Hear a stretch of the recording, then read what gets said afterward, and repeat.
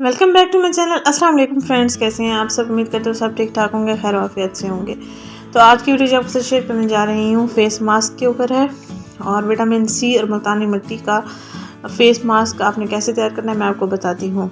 ये आपकी पिगमेंटेशन को ख़त्म करेगा, सन टैनिंग को ख़त्म करेगा, और आपकी स्किन पर डार्क सर्कल्स हैं, डार्क स्पॉट्स हैं, एक्नी के निशानात हैं, काले कील मासों के निशानात हैं, तो वो बिल्कुल साफ़ हो जाएंगे। आपकी स्किन बिल्कुल नीट एंड क्लियर हो जाएगी। आपने क्या करना है, माल्टे के छिलके ले लेने हैं। ये आपको पंसार की दुकान से खुश्क किए हुए मिल जाते हैं, और उनको घर आकर आपने ग्राइंड कर लेना है। और यहाँ पर मैं फ़ाइन पाउडर इसका तैयार करने लगी हूँ। और इसके बाद हम एक प्याली में मुल्तानी मिट्टी का पाउडर लेंगे 2 चम्मच, और इसको तैयार करने के लिए हम इसमें दूध ऐड करेंगे हस्बे ज़रूरत, ताकि हमारा अच्छा सा मिक्सचर तैयार हो जाए। और फिर इसमें हमने और इंग्रेडिएंट जो ऐड करना है वो है शहद। जब ये तीनों चीज़ें आपस में मिक्स हो जाएंगी, उसके बाद हम माल्टे के छिलकों का फाइन पाउडर इसमें ऐड कर देंगे।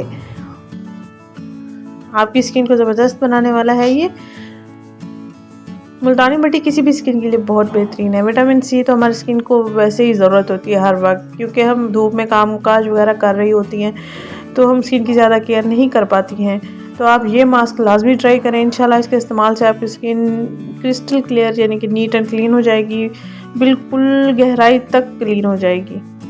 और इसमें हम ये हम ऐड कर रहे हैं माल्टे के छिलकों का पाउडर, और इसको अच्छे से मिक्स कर लेंगे।